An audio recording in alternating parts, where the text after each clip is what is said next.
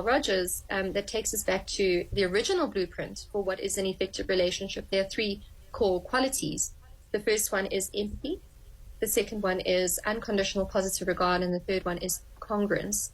So saying what you mean, meaning what you say, being authentic, and not putting up a facade. And Rogers actually said that congruence was the first one, to really be your most authentic self and not be putting up this facade of perfection, which Brené Brown calls congruence. She calls it vulnerability. I like to call it visibility. Showing up without the expectation of this is how I ought to be in order to be acceptable to you.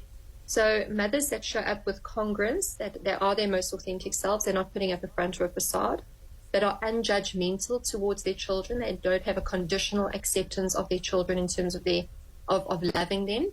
Obviously, there are behaviors that are acceptable and behaviors that are less ideal, but in terms of loving your children or withholding love and acceptance based on performance of things like how much you weigh or what marks you got at school, or are you the best sportsman? So mothers that love their children regardless of their performanceveness, and mothers that are able to enter the world of their children and give their children empathy, that are able to acknowledge their children's emotional experiences. And, I think this is very difficult for mothers, myself included, because it's difficult for us to see our children as separate people from ourselves. We often put our own emotions onto our children because they feel like an extension of us. And so to be able to really see your children's emotions without A, putting your own emotion on it, or B, taking responsibility for that and saying my child is unhappy, therefore I'm a failure, and thereby making it about yourself, or saying my child is unhappy, my child must never be unhappy, child, stop being unhappy, which Jeff Brown calls corrected listening, to be able to just meaningfully hold space for our children's comfortable and uncomfortable emotions. That is what we would call empathy. So having those woven into the fabric, and it doesn't have to be in every single second, it doesn't have to be constant, but it has to be consistent, that your children can predict most likely this is the kind of response they'd receive from you. That is what makes for an emotionally safe and emotionally available relationship, whether it's a mother or somebody else.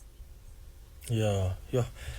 We're gonna take some inputs from the listeners in a moment, Jenny, on 011-883-0702. You can send us your WhatsApp voice notes as well, 072-702-1702. Jenny and I want to know what your experiences have been with absent mothers. And as Jenny said, this is not to bash mothers, some of whom are really trying so hard to be there for their children, but also are dealing with other life pressures. This is just a conversation about the impact of having a mother who is absent. What was your experience? Was your mom absent because of migration? Maybe your mom worked in another province and you only got to see them every weekend or at the end of the month. How do you think that's impacted your attachment styles? How you have grown as an adult? Maybe it was because of divorce. Maybe sadly because of death. What has been that reason? Maybe it's illness. It could be any other reason. Do you have a mom that was absent in your life? And what was the reason, and how do you think that's impacted you? 011